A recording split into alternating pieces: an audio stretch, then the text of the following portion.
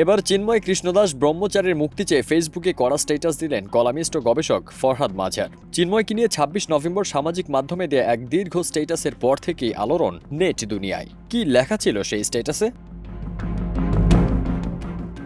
প্রথমেই লিখেছেন, বাংলাদেশ সম্মিলিত সনাতনী জাগরণ জোটের মুখপাত্র এবং পুণ্ডরীকি ধামের অধ্যক্ষ চিন্ময় কৃষ্ণদাস ব্রহ্মচারীকে অবিলম্বে মুক্তি দিন। সনাতন ধর্মাবলম্বী সহ ধর্ম ও জাতিসত্তা নির্বিশেষে বাংলাদেশের সকল জনগণের নাগরিক ও মানবিক অধিকার রক্ষা করুন। আত্মঘাতী সাম্প্রদায়িক রাজনীতি বন্ধ করুন।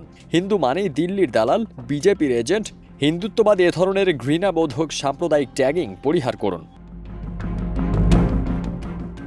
ফরহাদ মাঝার তার স্ট্যাটাসটি শেষ করেছেন বর্তমান সরকারের সমালোচনা করে। তিনি লিখেছেন, জুলাই ২০২৪ বিপ্লবের পর শেখ হাসিনার ফ্যাসিস্ট সংবিধান রক্ষার শপথ নিয়ে অন্তর্বর্তীকালীন উপদেষ্টা সরকার গঠিত হয়েছে।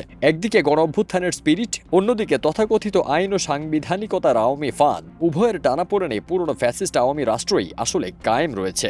আমরা অত্যন্ত দুর্বল, অকার্যকর এবং ভাত দেবার মুরদ নেই কিল মারার গোসাই টাইপের একটি অথর্ব সরকার পেয়েছি। সোশ্যাল মিডিয়ায় ভাইরাল হওয়া ফরহাদ মাঝারের এই স্ট্যাটাসে অনেকেই ফরহাদ মাঝারের বিরুদ্ধে কমেন্ট করেছেন। কেউ কেউ আবার তার সঙ্গে একমত পোষণ করেছেন। অনেকেই লিখেছেন, ইসকনকে দ্রুত নিষিদ্ধ করা হোক, তারা দেশের জন্য হুমকি। গত ২৫ নভেম্বর ঢাকার শাহজালাল আন্তর্জাতিক বিমানবন্দর থেকে চিন্ময় কৃষ্ণদাস ব্রহ্মচারীকে গ্রেপ্তার করেছে ডিবি পুলিশ। ফারদিন সানি, দেশ রূপান্তর।